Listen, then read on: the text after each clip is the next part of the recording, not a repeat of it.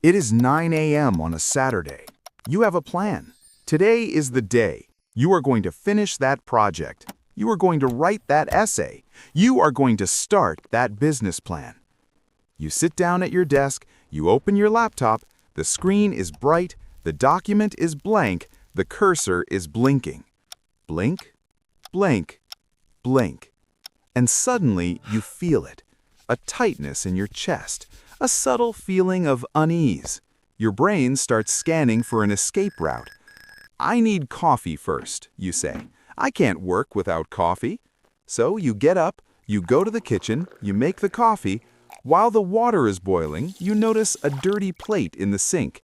I should wash that, you think. I can't work in a messy house.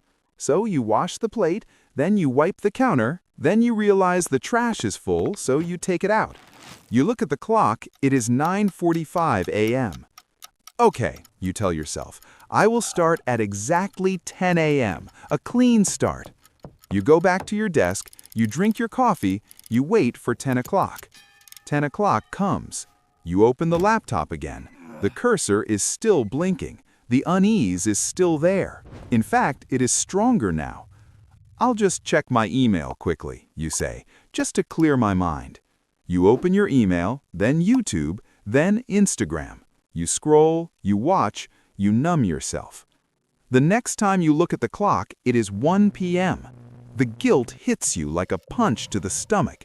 You have wasted the entire morning. You feel like garbage. You feel lazy. You feel undisciplined. Why can't I just do it? You ask yourself. What is wrong with me? This is the tomorrow trap, and millions of people are living in it right now. But here is the truth that will change everything. You are not lazy. Laziness is when you don't want to do something and you're fine with that. A lazy person sits on the couch and enjoys it.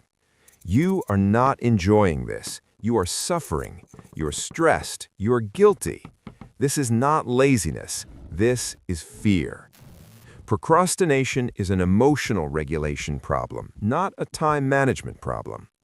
When you look at that blank document, your brain doesn't see a task. It sees a threat. It sees the possibility of failure. It sees the possibility of not being good enough. It sees pain. Your amygdala, the ancient part of your brain designed to detect danger, screams, "Run!" And so you run. You run to the kitchen. You run to social media. You run to cleaning. You run to anything that gives you a short-term feeling of safety. You are building a wall of awful between you and the task. Every time you delay, you add another brick to the wall. The guilt is a brick. The anxiety is a brick. The negative self-talk is a brick. By 2 p.m., the wall is so high that you can't even see the task anymore. You only see the shame of not doing it. So you say the magic words, "I will do it tomorrow." Tomorrow feels safe. Tomorrow you will be motivated. Tomorrow you will be disciplined. Tomorrow you will be a different person. But tomorrow never comes, because when you wake up, it is today again, and the wall is still there. Why is this happening? Why is your brain sabotaging you? It comes down to a concept called the perfectionism paralysis. Most chronic procrastinators are actually high achievers. They have high standards. They want the result to be perfect. And that is the problem. If you don't do the work remains perfect in your head. It is a masterpiece that just hasn't been written yet. But the moment you start, the moment you type that first sentence, it becomes real. And reality is messy. Reality is flawed. Reality might be bad. So your brain protects you from the imperfection by preventing you from starting. It is better to be a potential genius who never tried than a failure who tried and wasn't good enough. This is a lie your ego tells you to keep you safe, but it is keeping you stuck in a cage. So how do we escape the trap? How do we climb over the wall? You cannot fight biology with willpower. Your amygdala is stronger than your conscious mind. If you try to force it, You will just get exhausted. You have to outsmart it. Step 1. Lower the stakes. You are procrastinating because the task feels huge. Write the essay is a monster. Start the business is a mountain. Your brain looks at the mountain and freezes.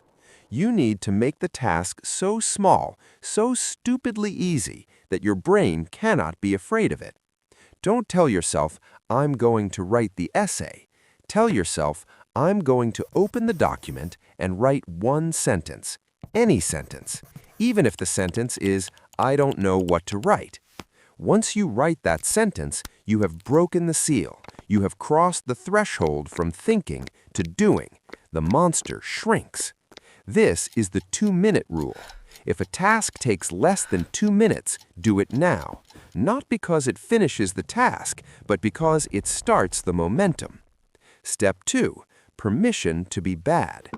Give yourself permission to write a terrible first draft. Give yourself permission to make a messy plan.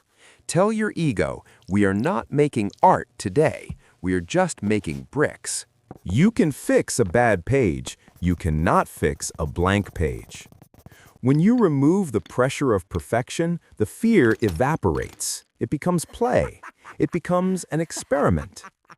Step 3. The environment design. Look at your desk right now. Is your phone there? Is it face up? If your phone is within reach, you have already lost. You are asking your brain to resist the most addictive device in human history while trying to do difficult cognitive work. It is an unfair fight. Put the phone in another room. Turn off the internet if you don't need it. Create a monk cell, a space where nothing happens except work. When you sit in that chair, you have 2 choices. Do the work or stare at the wall. No scrolling, no cleaning, just boredom or work. Eventually, work becomes more interesting than the wall. Let's go back to that Saturday afternoon. It is 3 p.m. You are still stuck. The guilt is eating you alive. Stop. Forgive yourself. This is crucial. Most people try to use shame as fuel. They tell themselves, you are lazy, you are stupid, work harder. But shame drains energy. Shame adds more bricks to the wall.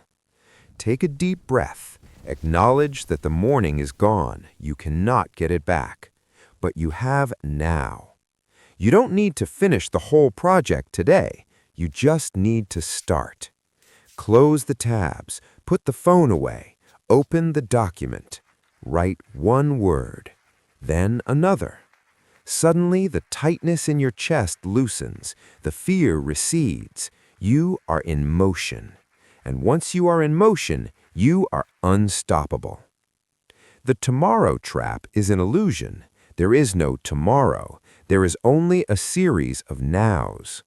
Don't wait for motivation. Motivation is a guest who arrives late.